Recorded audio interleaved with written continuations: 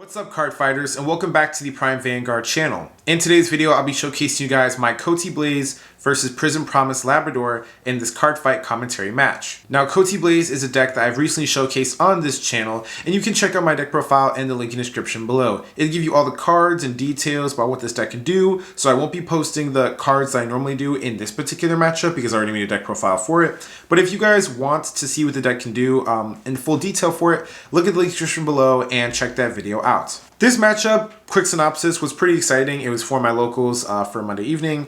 And actually, Labrador is still insanely strong. I will tell you that now. I think that Labrador, after having the opportunity to play against this deck and see what it can do, it's a lot more consistent, a lot faster. Unfortunately, it doesn't have any synergy with the new Prism Promise cards. I think they're all locked into Vert, so you can't take advantage of that. But Labrador is still doing Labrador things. The deck just got a little bit of a consistency boost to make it better. And I do think that it's still a very rogue and slept on deck. While I don't think it'll be at the height of fame that it was when it first came out, I do think that it's still a very strong deck, and with a very good pilot, you can still have a very good fight against the current meta. It can clear its board, build up a huge hand, draw a lot of cards, and do a bunch of crazy things that you guys are about to see in this fight. Now that the introduction has been made, let's go ahead and check out this card fight. And while you're watching this video, if you enjoy seeing content like this, please make sure to like, comment, and subscribe. Do not forget to hit the notification bell so you guys are always updated my newest videos coming out.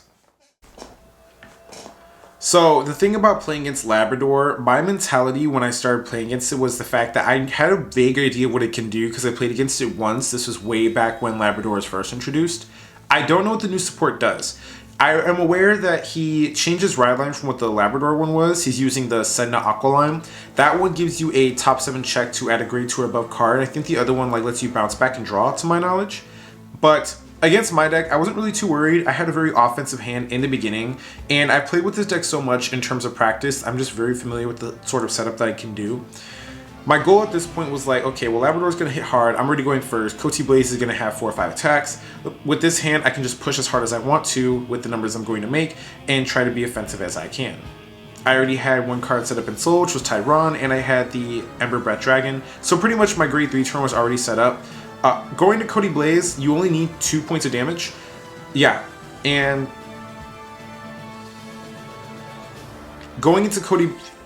Alright, and then as you can see here on my Baldur's turn, I go ahead and just start playing offensively.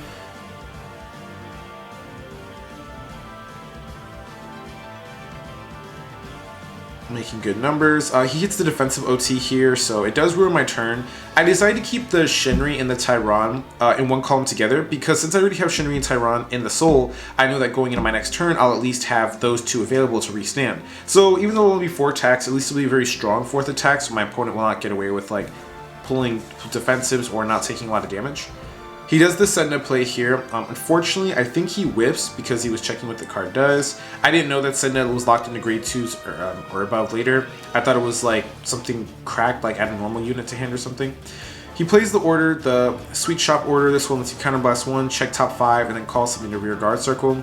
He calls the Aurora Shimmer here. I'm not sure how Labrador works with the new support. I'm not sure. This is his personal build, right?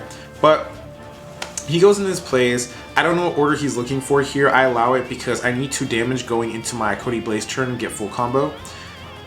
And get that all set up. Gets the Bracing Angel Ladder. That's perfectly fine. Labrador, to my experience, doesn't need a board. And then on top of that, my deck has Retire, but I only use the Retire when I feel like it's necessary. And 9 times out of 10, it's not. I'd rather spend my CB on something else. You see me Energy Blast there, so if you guys did not watch my deck profile, the Coglophons, the Soul Blast Ride Cycler for Dragon Empire, I'm actually proxying them as Fall Hearts right now. That is the idealistic card that I want in the deck. They're just extremely expensive, even at this current time making this video, because we are in BCS season and it's just a really good card, and Shoujo Doji and Varga, and those decks are like still good right now, so they're going to want to play them. But I go ahead and get my Superior Call off. I think this is the Superior Call off of the Ember Breath Dragon. No, it was off the Kotihblaze. I call Tyron here. And then I do the Ember Effect. And I forgot what I grab here. And I call out the Shinri. So looking back on this play, I feel like I had to do that because I just didn't want to let that go to waste. I'm a little iffy about taking the Ember Breath in the beginning now. I feel like, if you see it in the top 5, you should go ahead and put it in the Soul to get the restand right away. I think I do have the restand here, unless I do not, because I'm using Shinri to boost, so that means I probably don't. So I can just get that column restand, but it is what it is. But the cool thing about it, him not having a board, is the fact that my Shinris are live and everything else has a power-up effect, so this is going to be a very aggressive turn. Ember Breath goes off. I choose to heal back Dajaru because that's going to be relevant later. He pulls defensive here. I'll go ahead and use the effect of Cody. I was debating on using the effect of Gojo, but I'm like, his deck doesn't have any form of control, so I'll keep the Gojo on board for extra boosting later because I'm going to want to make sure my Vanguard stays a good number. So Ember swings. This number is really big. And then Tyron's going to swing. He's going to get 5k on top of that. Use the Shenri skill, get the draw, set up for the Shenri for next turn, and then he pulls a heal here. I use the Tyron here to draw and soul charge, and then Ember Breath goes into soul. So yeah, I'm not sure if that was like the correct play on my part to get rid of that other Tyron. I feel like what I should start doing now with the Cody is just pretty much choosing to call something to only to soul and then save cards in the deck for Ember Breath, because while in the later game of this match you'll see I compress my deck very fast despite not playing draw triggers.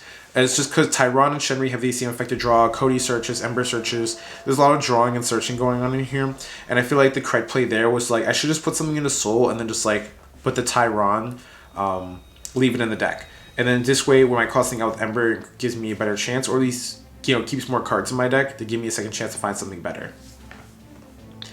He's doing his Labrador plays, boosting up his soul, doing the double soul charge. The one thing I noticed here like right away, before I like actually start looking at his cards later, is the fact that I've seen him play a lot of defensives already, and he's guarded with a lot of triggers. He also has 2 defensive triggers in the damage zone.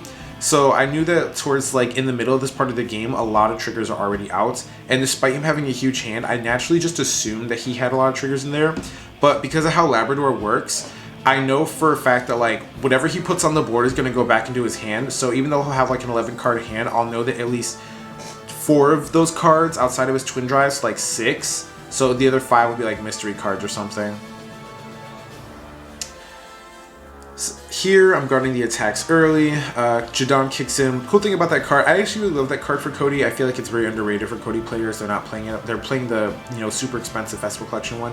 I think Jadon's cool because it sets up for itself with the next Jadon, and sometimes that effect actually does come up a lot, where you really do need the restand from Jadon to give you the 5 attacks. People just like the Festival Collection card because it turns itself into a number. And then on top of that, it's more superior calling, but this time from the soul. I'm not sure how I feel about that, because you need targets in the soul to call out, and then you also need to soul blast the same name targets, and that's the only like random soul charge you actually have in the deck. So in theory, you could get lucky and soul charge a Cody every time you use it, but that's just not realistic. Because you still need your Codys for Persona, so you're going to hold on to one in hand. I pull a heal trigger, I go down to 1, and then I get an Ember Breath. So I was actually really happy about this circumstance. I had the 2 damage I needed for a full combo every single turn. I had Persona Ride with Cody. Do I remember the energy charge here? I do. Okay, good. So I'm actually in a really good spot, and the deck is actually following game plan very well. My soul is also looking really good, so anything that I call out, I should just be able to, restand naturally. I decided not to add anything to soul, because I think it was just all triggers at that point, and even still, you have to be careful again how much you compress, because as you guys can see, I'm going through my deck very fast. But I hit the Dajaru here, which is actually really important because I need to start cycling back some pieces. And then also the boost from Dajaru, like 9 times out of 10 doesn't even really matter because these cards have like power-up effects on their own. I choose to take back a Tyron, so Tyron can just be over 23 by himself because the Ember Breath has a 5k on its own. And then the cool thing is the fact that my Shenri is live as well. And then Tyron's going to get a permanent 10k when it attacks because the first attack is 5, the second attack is another 5. So these 2 are magic numbers right now with the Persona. And then Cody swings, it's going to be 31 here. And as I start running low on heals, that's when the Gojo becomes like a real thing. Alright, crit and power to Cody, power to Ember, which is good because Ember doesn't have a boost. He hits a defensive crit here. Cody kicks in, Tyron and Ember Breath go out. I restand these two, give them both +5. Ember attacks. And even with the defensive, Ember should still be like, I think a 15 or 20k guard.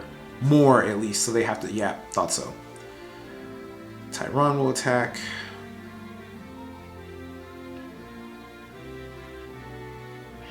Adding up all the power. It's a big boy. Elementaria comes in. I'll use the Tyron here to draw. And I was looking at my hand. I'll use the Shenry here to draw. At this point, it's just about making sure that I have pieces in the soul that correspond with the cards in my hand to make sure I can keep doing what I do.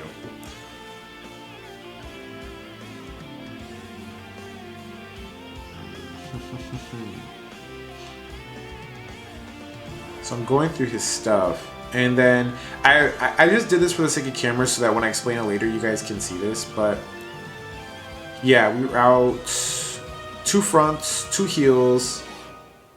I think like, what is that? 5 crits, 6 crit. He has some triggers in the soul, but I knew at this point, like his hand was a majority of the stuff that I've seen before, or at least triggers, because it had to be. Another crit in there.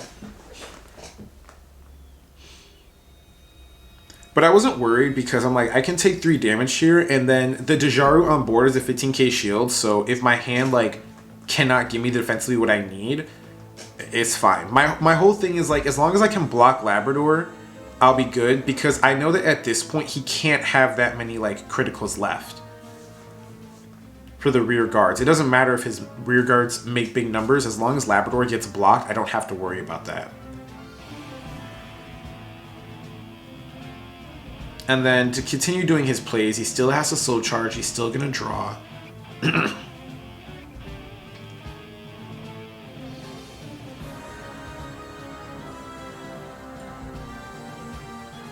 Yeah, I'm asking him what the hand size was. I'm looking at triggers again, because the problem that you'll face with Cody a lot is the fact that when it comes to being defensive, again, you have to be cautious of what you throw away, because my hand still has to have the corresponding pieces to make sure that I have a good offense next turn. But I PG this, I drop the Ember here. No triggers, it's Liet and Order, the Celtic Swings, the other Celtic Swings. They don't have crits on them, so at this point, I genuinely just don't. It doesn't matter, the damage for it. I can go ahead and take that, and then just push as hard as I need to on my following turn. I was just getting really scared at this. So this is a tactic that like I've actually been practicing a lot. When I play games, when I memorize cards, I'll start like looking at the drop zone, laying the cards out, so that this way I can map their hand and get an idea of what it is I'm dealing with. The cool thing about this game is the fact that I did have my second Cody in him, so Kotihblaze is at full power now, and I have pretty much every target in my deck that I want to be played on the board. So, but my deck is really thin here, so that's why I was getting scared, because I was like, if he can survive all of this, he can just play me until I have to deck out. Choose a soul charge, nothing. What else do I call? But the cool thing, this is a Fall Heart, so just keep that in mind. So Fall Heart goes off, I Energy Blast 3. At this point, I just care about stacking power and just hitting my opponent as hard as I can.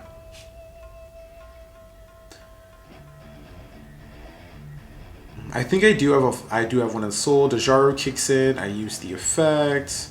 We need to power up Jadon because Jadon does not get power. So Jadon goes 5k.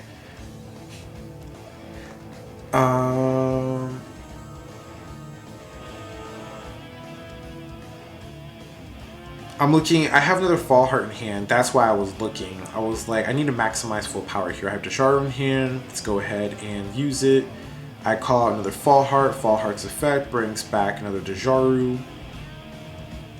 Because my hand at this point is getting low, so these Dejarus are going to play a big role. Dejaru, keep cycling back pieces. Choose a copy of Fall Heart. Fall Heart now gets 5k. And then I put 2 normal units back, so I'm not too scared about decking out here. I decided not to use the other Dejaru because I didn't have the targets for it to make it work, so I couldn't. But my stuff's finally at good numbers. So I got the Persona benefit. This will attack. This will be 25 on my opponent. And then I have the 6 card attack. But don't be like me because I messed up here. What I should have done was use the Shenri to boost, because I had everything needed for full combo. I give everything to Cody because Cody's going to restand, and I just need to break this shield because he can block everything. That concludes my card fight between Prism, Promise, Labrador, and Kotihblaze, guys. Tell me what you guys think about the deck in the description below. Tell me what you guys think about both decks and how they operated. And any questions you might have for this card fight. Cody is actually a really fun deck. It is a high roll deck because it does rely on seeing certain pieces, so it does fall in that like combo aggro range. But tell me what you guys think about Labrador if you guys are a Labrador player. It was my first time playing it with the new support. I actually think that Labrador is really fun, really consistent. And my opponent, he whiffed on the Sedna, which was actually a big deal because I don't know what piece he'd be looking for, but it would have been another defensive piece, another offensive piece, whatever it might have needed. Whiffing on the Sedna did hurt him a little bit in terms of consistency, but because the deck can draw and search so much, I don't think it was like the end of the world. I just think that because of my aggro and the fact that I decided to go in on the double crits with Cody and the fact that we guarded so much in the early game, it played a huge role. I was using big brain on this game. But that concludes this video, card fighters. I'll catch you later. Peace.